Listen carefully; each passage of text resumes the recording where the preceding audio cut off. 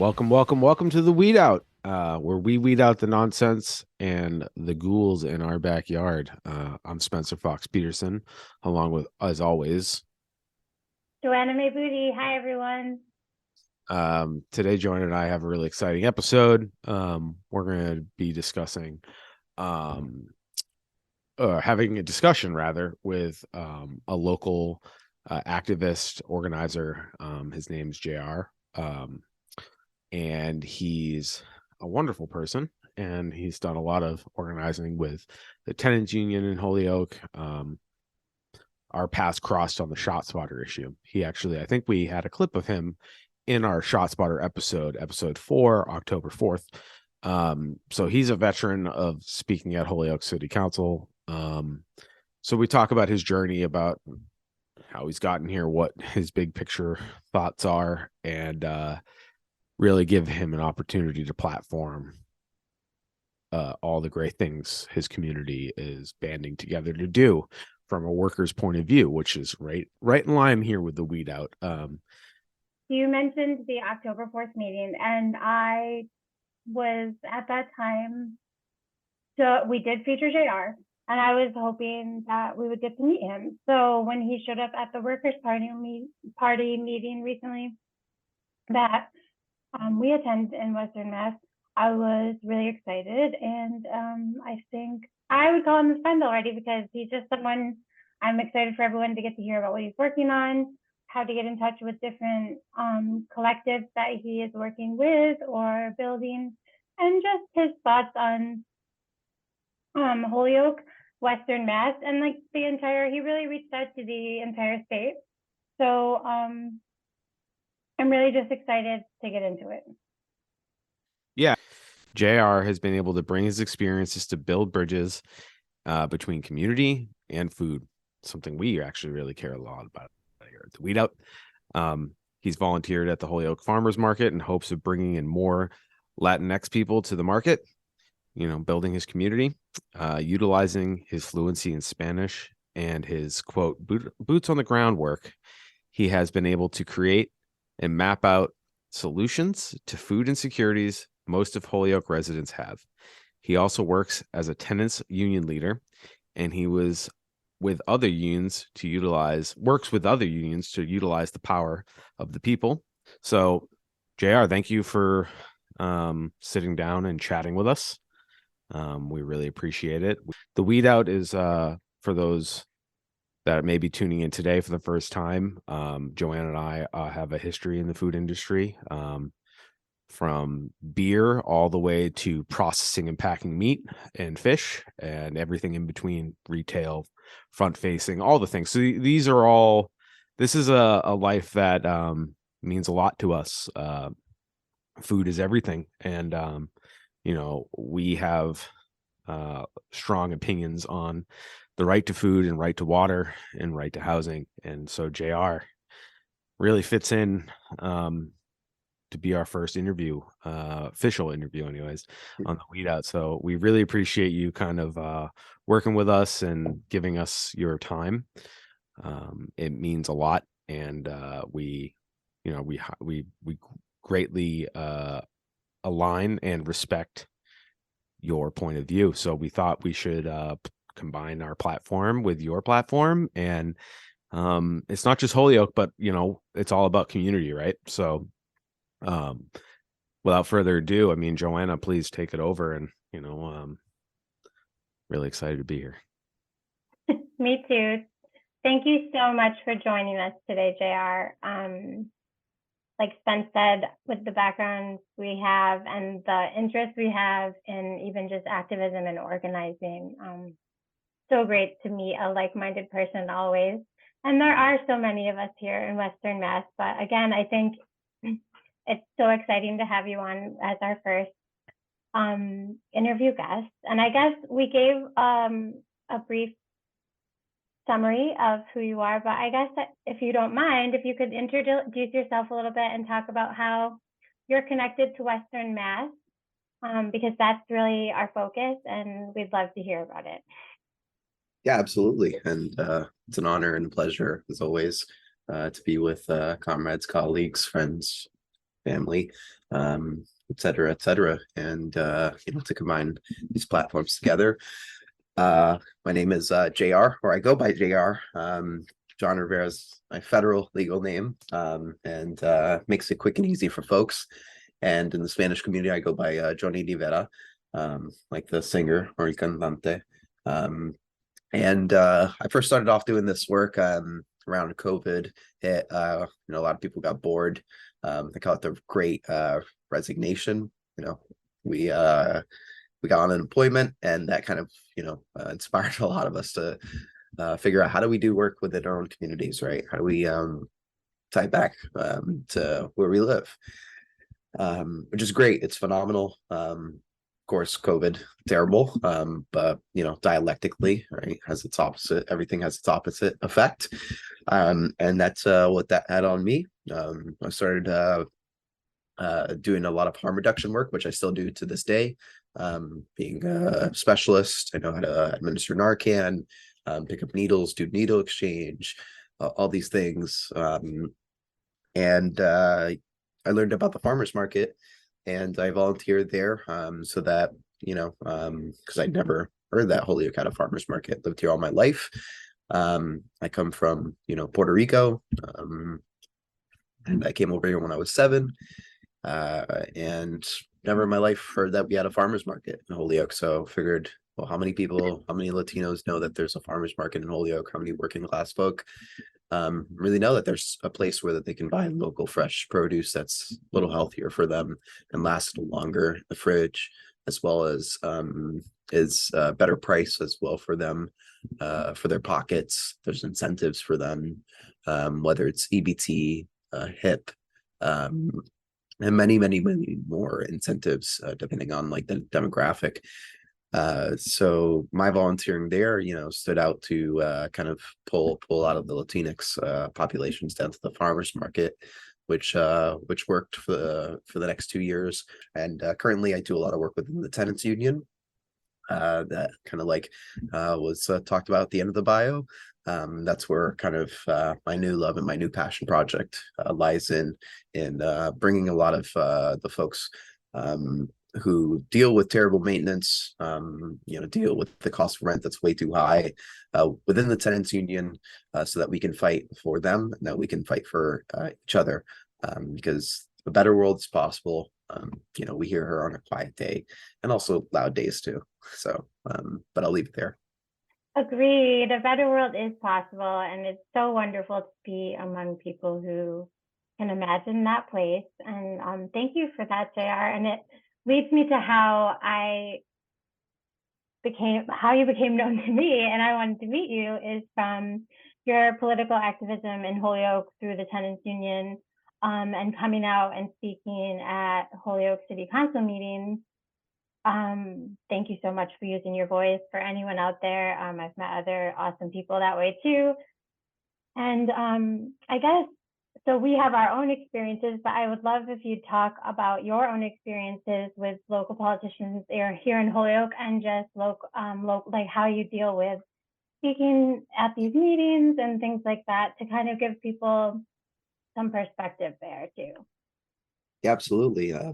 City council has always been, another kind of like showing up every Tuesday. It's been another kind of, I guess, great impact on my, I'd say, progress. At first, you could probably like pull up a lot of those interviews where, like I'm shaking, I'm like trembling, my voice is like, like cracking. Takes a lot of getting used to, but showing up every week to learn, and not only at city council meetings, but like ordinance committees, finance committees, public safety committees, and really understanding what these committees are that impact working class people within Holyoke, and local politics. Right, I call it kind of like organically learning the processes of internal structures of American government. And so, again, with the Great Resignation, a lot of us, that's how a lot of us really got together, was we got really bored and we just started watching city council meetings. And it got very like feisty. I mean, sometimes we went in person, Some of us did public comment. I would show up and do public comment every time to talk about like COVID, the effects on COVID, how we should, push Baker to, there was a point where, he opened up and it was way too, like, it was just one failure after the other, but whether it was like the school openings, and the COVID or the COVID mass restrictions on the schools, business, back to work, as well initiatives that the bakery did, and pushing city council to fight back at a higher level, which doesn't really get done so often yet. We're hoping that that'll change, when the time comes, especially with more Healy, fingers crossed. But that's another fight there. But essentially, that's kind of like where we all got together. From there, I want to say it was about 9 of us, maybe 10 of us, that got together. And, after that, we would do kind of like, very cheesily, we called ourselves like the 413 squad. And we met every Thursday, and we talked about local politics. We talked about what would we do if we're in there. Identity is important. Don't listen. Branding and identity is important. Don't play it down. No, you're right. You're right. Definitely hold it up. Yeah, absolutely. So we met, every Thursday, and we started talking about, well, what would we do if we're in there? How do we actually like also pull people into know about these things, right? Because a lot of people don't know about these things. So a good 9 of us, 10 of us were in that group, meeting every Thursday over Zoom, and really great laughs, really great relationship building. A lot of these folks are currently in city council, right? A lot of us ran for city council, and won, right? 7 of us won seats within city council, progressives, and newcomers as well, that are malleable towards progressive change at the very least, if they're not identifying with progressive labels or anything like that, which is very unique, something that we didn't have for the last couple decades. So it was great to push through there, and I think the people who lost only lost by Guy O'Donnell lost by 17 votes in Ward 5 against Linda Bacon. So we're running folks again when the time comes. And yeah, that was essentially the flipping of the council, as what we call it, 2021. And then we figured after that, well, what's next, right? What is next for those who aren't in city council, or even are in city council? Well, we figured housing would be the right solution, or the right campaign at the very least. From there, we started doing imagination, kind of or really, would say, I don't know, we called it tell us why you mad circles. So if you guys ever listen to Hot 93.7, the radio segment where it's tell you why, tell us why you mad. Tell us why you mad. When have folks come in, there's about, yep, exactly. We had 50 folks coming in telling us why they're mad. The cost of rent was way too damn high. This is what everybody said. Maintenance is way too damn poor. And yeah, exactly. So that was that. And we figured, why don't we start off with a tenants union? Why don't we create one? And it took us a while to get afloat. I would say probably 4 months of long, patiently building, and as well as learning mistakes, right? So that was essentially it. And now we're super strong. Now we have our first association at Lyman Terrace, which is a historically tenant kind of organized area. So one of the very first HUD housing, I think, projects in America, from my understanding. That's what the folks over there told me. And, just for the audience, what is HUD? Just yeah, for the HUD audience. is let's see, so that I can get this correctly. HUD is essentially public housing. It's the acronym is for housing and urban development, essentially low income. A lot of folks kind of hail this as a progressive feat, Definitely was for the 70s and 80s of the Reagan administration. Today, it keeps a lot of folks stagnant. And it more so is like Joe-like conditions within a lot of these places. Some of them accept, I think a majority of them accept Section 8. A majority of them are low income, and it kind of like matches your income as you go along. So if you're on a fixed income, it matches you. If you get a little bit more income or on retirement, and keeps folks stagnant. It keeps folks from accumulating a little bit more wealth so that they can, give on to their children or even just enjoy themselves, right? So that's HUD in a nutshell, and why we have a very kind of militant take against HUD is, our tenants union take is that we're very much against HUD and Section 8, and we're for the appropriation of public housing under tenants democracy.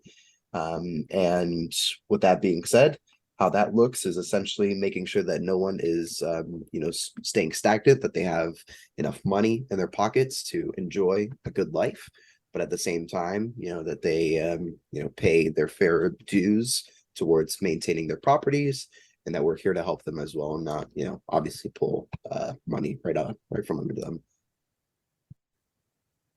And I want to just jump in and give some color to that because, I know this is an interview, but this is a good jumping off point where, hey, to all my white bros, like my friends, this is an example of how policy is written. This is policy that was written 40, 50 years ago. This is the systemic racism we're talking about. These were compromises, so slavery ends. There's a compromise. The big one is slavery is still exceptional, is not allowed except by the federal government in prison. And then what is crime? See what I'm saying? So and then this is another way. It may not to be physically to lock people up, but it's to lock people up in their class. It's to create a caste system. Whatever you want to call it, feudal system, caste system. So this is an example of quote unquote progressive policies not being progressive. Absolutely. Any progressives in the United States are actually regressive because they compromise with fascists. All right, guys, I'm just gonna that's my app. JR here was saying it so nicely and how it works out and how it actually works out and affects his community. And this is an example of how policy, absolutely, I mean, so quote unquote wins, these were wins, like great.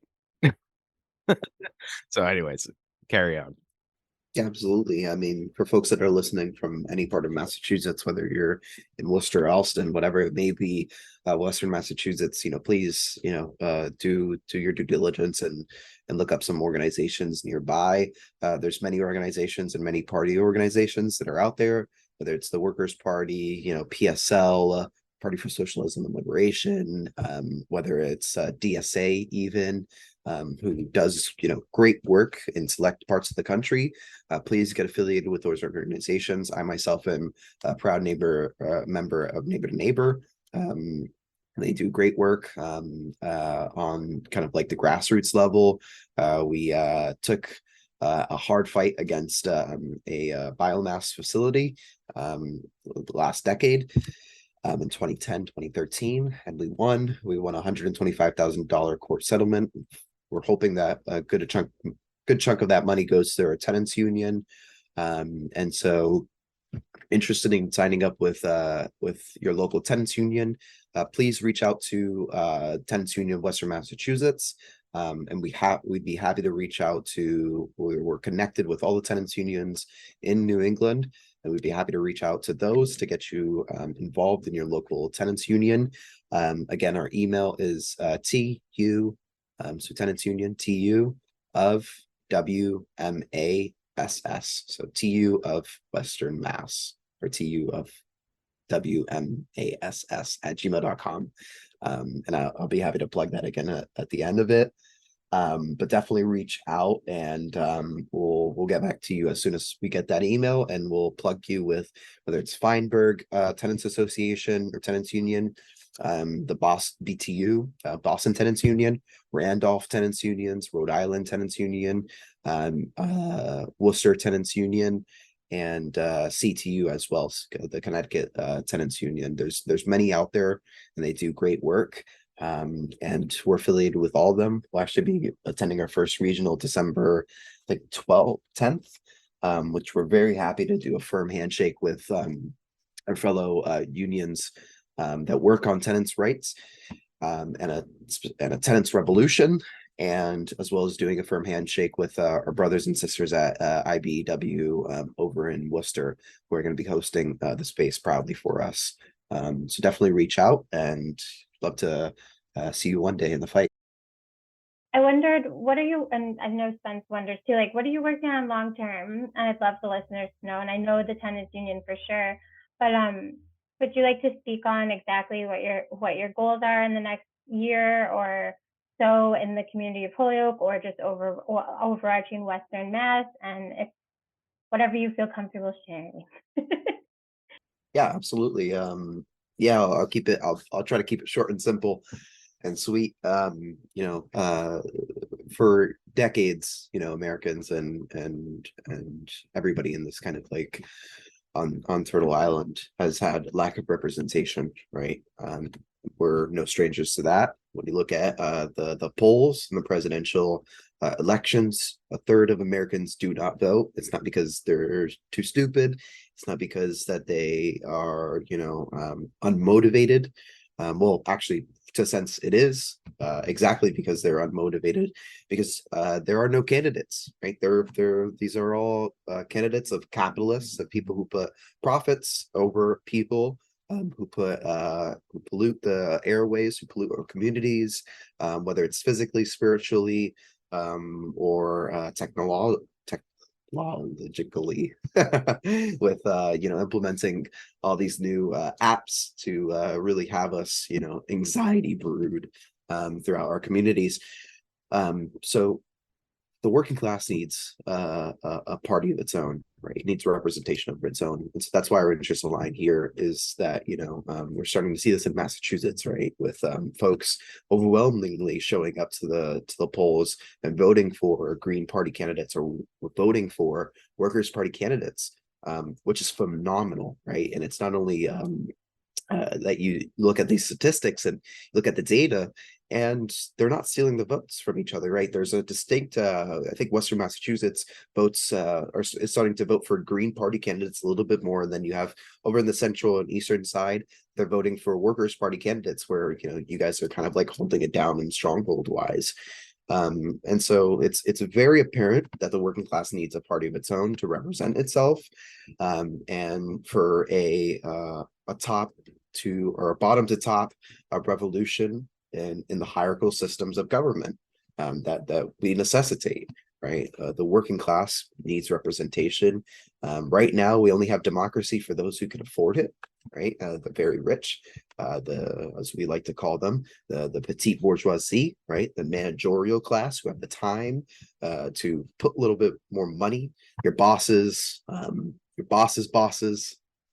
Yeah, and it's not the workers' fault, and it's also, to some extent, it's not the boss's fault. They're also, making a living, they're making a dime, they're playing the game how they want to play it, and it's totally understandable. That's the system that we're in.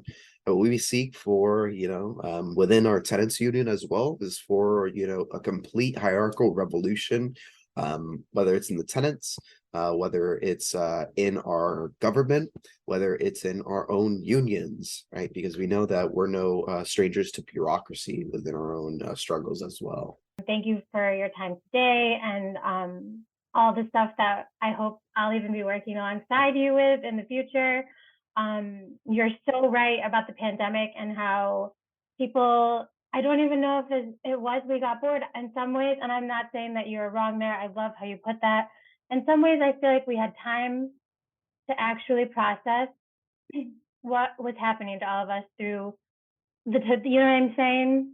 And so I guess it was boredom allowing us to do that, but I feel like we had time to process what was going on, and the things that are happening in the last 3 years, although like you said, the pandemic is terrible, the things that are happening, especially locally, between all of the counties in Western Mass, and all of Massachusetts in general, shout out. Yes, there are things we could look at and they would really make us upset, but there are so many things that are there to be thankful for, And when we look at the voting of city councils, where, like you said, or even in my town, we had the same type of thing, where votes are so close, like change is coming. It's already come to some towns. Winter is coming, I have to say to some people, because I know they're going to, people who would call us snowflakes, winter is coming. And it's change that I think will help every community. All of us here are hopeful and want to help our community. Anything we're saying is so that we can uplift everyone, workers and otherwise, to a better place in our society. And again, JR, just thank you so much for sharing what you've shared today. And I'm sure we'll have you back on, because I'm going to end up having more questions for you, I'm sure. Absolutely. The pleasure is always there. And again, this is a great opportunity to not only indulge with my fellow comrades, but also with the folks and the listeners all throughout Massachusetts that, necessitate their representation, right? They're suffocating and they necessitate air, at this point, because they're looking for a way out, and all they see is this mumbo jumbo from Fox News and CNN and NBC that doesn't really represent them. It talks about celebrity gossip, all this, BS that seeks to confuse us all. But they're looking for a way out, and I'm glad that you brought that up. That it's absolutely 150% true. That boredom allowed us to really look around us and be like, "Whoa, this is how the system works. This is insane. Oh my God." Our oppressors, our bosses, our city councilors, our mayor really also doesn't know what's going on and just thinks that we should that the things that they're doing are good.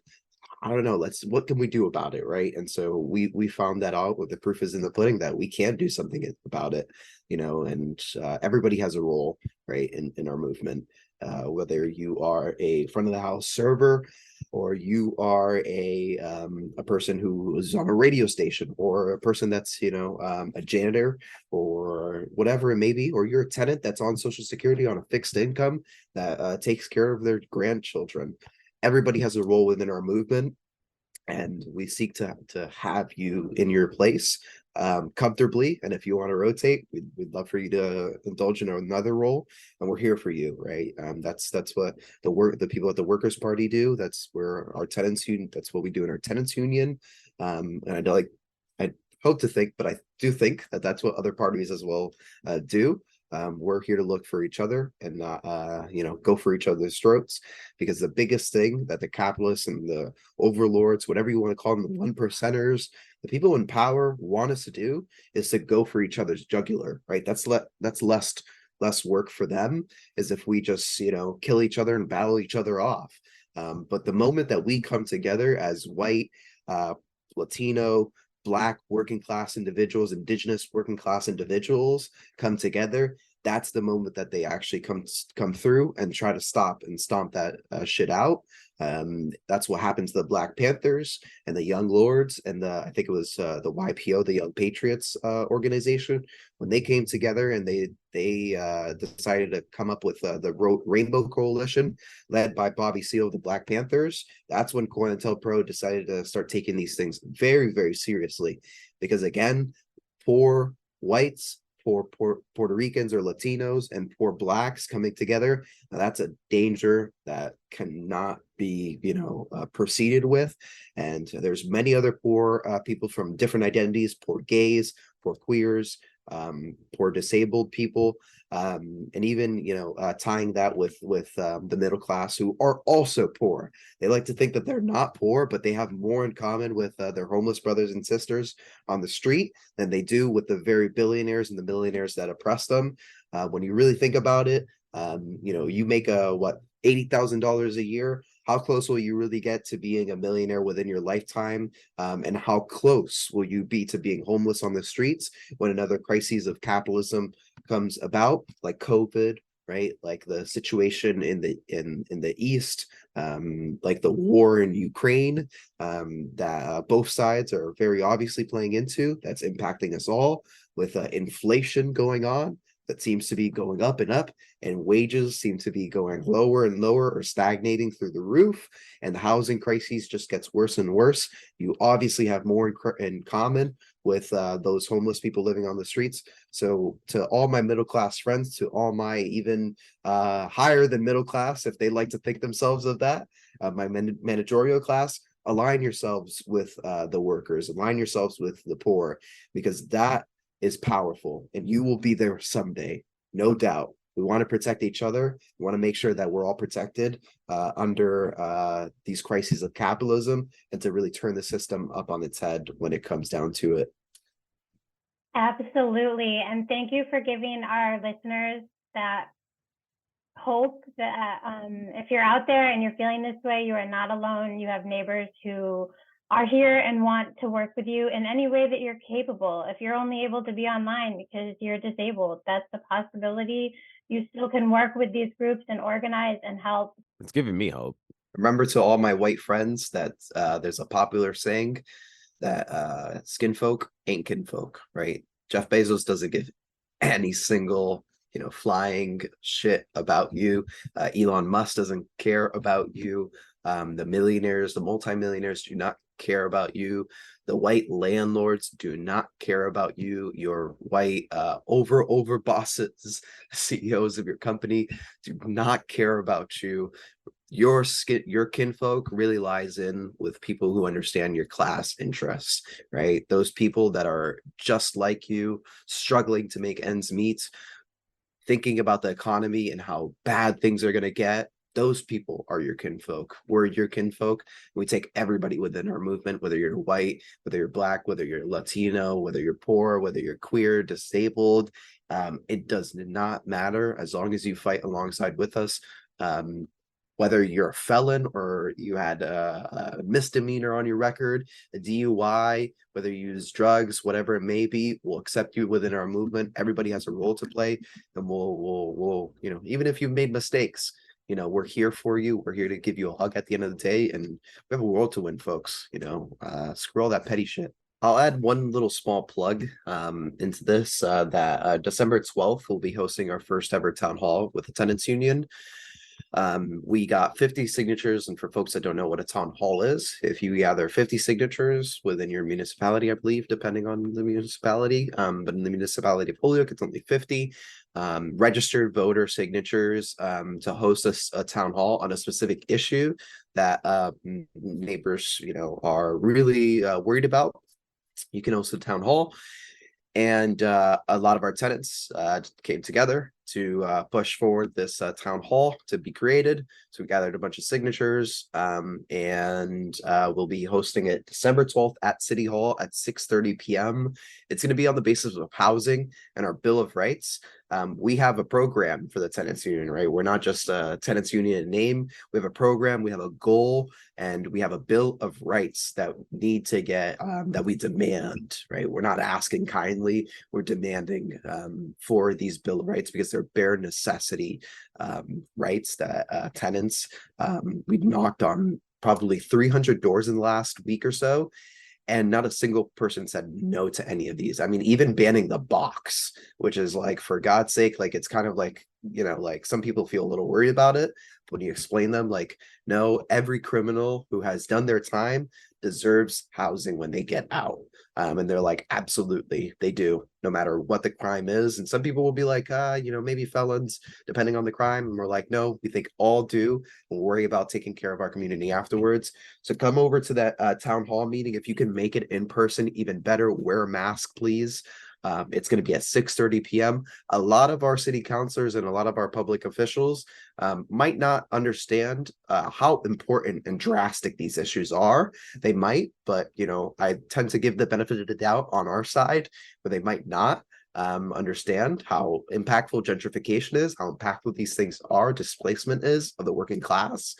And we really want to pull full force. We want to have a goal of 100 people bombarding City Hall and packing that goddamn room and talking about these Bill of Rights. Number one, core, the cost of rent equation, that rent is no more than 25% of your income. So if you live in your even in a different municipality, please come by and please talk about these things. We could use your voice. Middle class people, or the quote, the taxpayers, as some city councilors like to tell them, even though tenants pay taxes, more tenants than middle class folk. But middle class people, please come out. We could use you. Homeowners, please come out. We could use your voice. These problems influence you, they impact you, and you have a great voice when you come to our meetings and you talk about, yeah, these bill of rights, I support them as a homeowner. And hell, we've met not that many landlords. I'll tell you what, people like to talk about how there are decent small landlords in Holyoke. I ask them every time, where are they? We cannot find them. We can't find them anywhere. We can't. They like disappeared overnight or something when we come knocking on doors. Like we met maybe two, I think two landlords, and that's it. And one of them was very kind. One of them was like, I absolutely support the tenants union. Actually, can I be a part of the tenants union? I'm struggling with mortgage. I pay rent like literally, or I rent like above like he gets like $100 per month, and that goes like right to mortgage. And so he wants to be a part of it. But like again, name one local landlord. You cannot find them when you knock on these doors. They all live in Boston. But if you do, rent out housing, and if you do think that these things are impactful towards you, please align yourselves with us. Don't go too much on a tangent about how, these things impact you, because this is our space. And respectfully, you do have your own spaces that you can come in and discuss about how economy impacts your landlordism. But please come in and support us. We could really use your voice. Again, that's December 12th at 6:30 p.m. And there will be an email on this podcast. If you don't come in, please send in your statement. If you want to put out a statement on how housing impacts you, how rent impacts you, how maintenance impacts you, we'd love to hear it, and we'd love to speak for you. We're not only here to pull you guys into the picture, but also to raise your voices into this bigger scheme of things. Awesome. Thank you, JR. And I will make sure, like I said, to put on theweedout.com along with this episode some links and email information and the date of them, the town hall, so people can remember and be prepared for that. And just thank you so much for your time today. It was awesome. It's a pleasure. It's an honor, truly. You guys do astounding work, and again, like it's only a matter of time before the representation of the working class is not only demanded, but it's there, right? And I think the Workers' Party really serves as that purpose out here in Massachusetts and even other states. And if you don't have a Workers' Party, build one. I know it's harder than being said, but connect with your party members, connect with your parties, and build build the way forward, because we've only got each other in this world. Isn't that the truth? And I just hope everyone leaves this conversation feeling more hopeful than they did before, and more connected to people in your community and neighborhood. We're your neighbors, we're your friends, we're your family. And please reach out so that we can get to know you and work with you on important issues in our community. So I'd like to say that I really enjoyed that conversation. And JR has some excellent points. And again, call to action to the people listening. I had a couple in there, but the town hall coming up on December 12th. Please show your support. Read up on it. If you're outside of Massachusetts and you feel like it's not something that you can affect change, that's your call, but maybe organize in your area. So that's the call to action for this week's episode. Please, everybody listening, like, follow, subscribe, share with your friends, share on all social media platforms, follow us there. We're going to be posting all these links, as always, to any information that was shared during this episode, contact information, and organizing materials. So please check it out. It's there for posterity. That's the whole point of the Weed Out. We not only want to weed out the garden, we also want to grow a garden. So It's there for whenever you need it. And please reach out to us if you have any questions, and we'll try to figure it out. So thanks for joining us on the Weed Out as always. That does it for me today. So I'm going to leave it to Joanna to do her goodbyes. But just everybody, thank you so much for taking the time to listen to JR and his story. And please stay tuned. We have more stuff coming down the pipeline. A great time today talking with JR and with Spencer as always. And everyone, just take care.